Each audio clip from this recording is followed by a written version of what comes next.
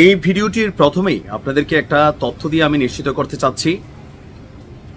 ইতিমধ্যে গতকালকে থেকে সোশ্যাল মিডিয়াতে বা বিভিন্ন গণমাধ্যমে দেখছেন যে ইরান খুব দ্রুত একটা যুদ্ধবিরতি কার্যক্রম করার জন্য আরব রাষ্ট্রগুলো শরণাপন্ন হয়েছে, আমেরিকার সাথে কিছুটা দেন দরবার করছে, নিশ্চয় দেখেছেন। আর এই বক্তব্যগুলো কে দিছে? পশ্চিমা গণমাধ্যম। এই বক্তব্যগুলো কে দিছে? ট্রাম্প। এই বক্তব্যগুলো কোন দেশের নিউজ মিডিয়াতে আসছে? যারা আমেরিকা এবং ইসরায়েলের মিত্র রাষ্ট্র, জর্ডান, সৌদি, মিশর সহ আরো কিছু রাষ্ট্র। এগুলা নির্লজ্জ মিথ্যাচার। কেন বলছি?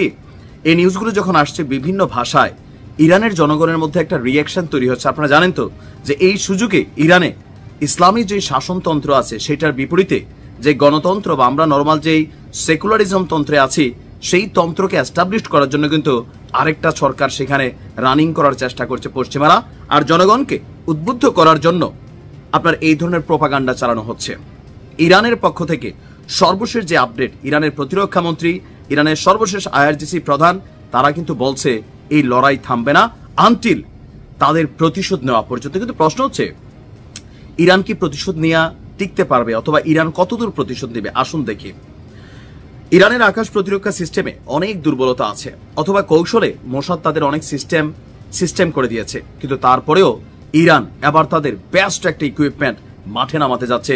নামটা পরিচিত, যেই মেশিনটা রাশিয়া ইউক্রেন যুদ্ধে রাশিয়া ব্যাপক সফলতা পেয়েছে, এটার আপডেট ভার্সন শাহেদ 107। নতুন এই আত্মঘাতী ড্রোনটি গতকালকে উন্মোচন করা হয়েছে এবং কি পরবর্তী ধাপে অভিযানের জন্য এটাকে প্রস্তুত করা হচ্ছে। আপনাদের একটু তথ্য দিতে চাই, রাশিয়া ইউক্রেন যুদ্ধে রাজধানী কিয়েভ সহ ইউক্রেনের অনেক গুরুত্বপূর্ণ স্থাপনাকে বাঁচাবার জন্য মার্কিন তৈরি, তারপর হচ্ছে ইসরায়েলের তৈরি, পশ্চিমাদের তৈরি অনেক ধরনের আকাশ প্রতিরক্ষা সিস্টেম ব্যবহার করেছিল ইউক্রেন, কিন্তু ইরানের তৈরি শাহেদ 103, 104 এই ড্রোন দিয়ে রাশিয়া কিন্তু এই যুদ্ধে ব্যাপক সফলতা পেয়েছে। আর এইটারই আরো 2-3 ধাপ অ্যাডভান্স টেকনোলজির শাহেদ 107 এবার উন্মোচন করা হয়েছে। শত্রুর লক্ষ্যবস্তুতে আত্মঘাতী অভিযানে ব্যবহার করতে মনুষ্যবিহীন বিমানযানটি উন্মোচন করা হয়েছে। এটি একটি পিস্টন ইঞ্জিন দিয়ে সুসজ্জিত। ড্রোনটি 1,500 কিলোমিটারেরও অধিক পরিসরে উড়তে সক্ষম। বুঝতেই পারছেন, ইরান থেকে ইসরায়েলের বিভিন্ন অঞ্চলের সীমানার দূরত্ব 1,500, 1400 থেকে 2000 পর্যন্ত আছে। আর গতকালকে ইরানের পক্ষ থেকে বলা হয়েছিল যে অবৈধ বসতি স্থাপনকারী বা স্যাটেলার যারা আছে তারা যেন সেখান থেকে সরে যায়।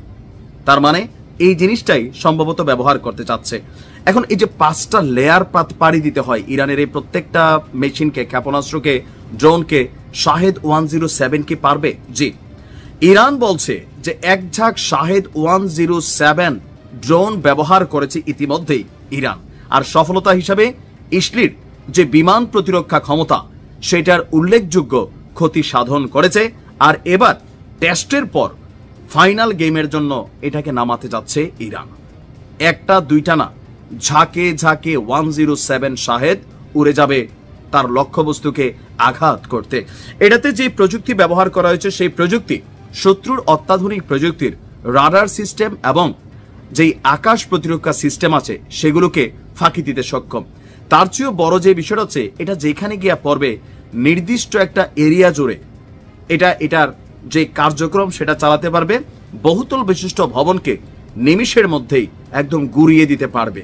আর এই কারণেই এটাকে বলা হয় আত্মঘাতী। আশা করছি এটা ইনশাল্লাহ সফল হবে। ভালো থাকুন। আসসালামু আলাইকুম।